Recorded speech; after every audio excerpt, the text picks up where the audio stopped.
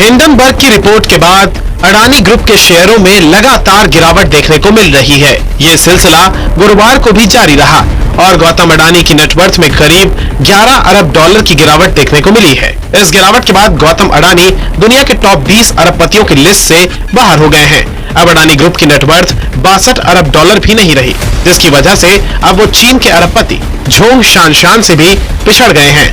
Bloomberg billionaires index के मुताबिक गौतम अडानी 61.3 अरब dollar की नेटवर्थ के साथ दुनिया के टॉप 20 अमीरों की लिस्ट से बाहर हो गए हैं।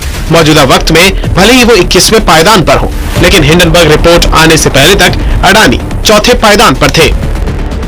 लेकिन 24 जनवरी के बाद वो 3 स्थान लुढ़क कर 7वें नंबर पर आ गए और 1 फरवरी को वो दुनिया के टॉप 10 से बाहर होकर दुनिया के 15वें सबसे अमीर कारोबारी बने। लेकिन अब वो टॉप 20 से बाहर होकर 21वें पायदान पर आ गए हैं। इस वजह से वो चीन के अरबपति झोंग शानशान से पिछड़ गए हैं। गौतम अडानी की कंपनियों के शेयरों में गिरावट आने की वजह उनकी नेटवर्थ 10.7 बिलियन डॉलर से ज्यादा घट चुकी है।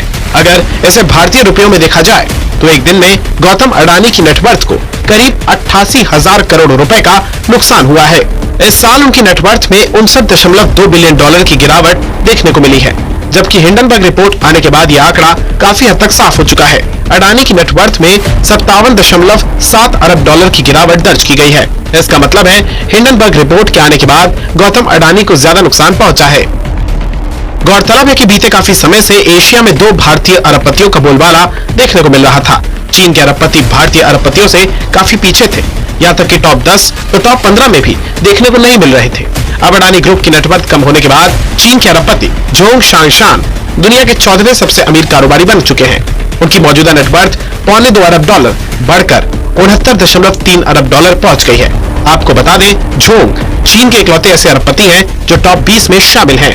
वहीं दूसरी तरफ मुकेश अंबानी एशिया में सबसे अमीर और दुनिया के 12वें सबसे अमीर कारोबारी बने हुए हैं। गुरुवार को रिलायंस के शेयरों में मामूली गिरावट आई, जिसके चलते कंपनी को 695 मिलियन डॉलर की गिरावट देखने को मिली और कुल नेटवर्थ 80.3 अरब डॉलर रह गई।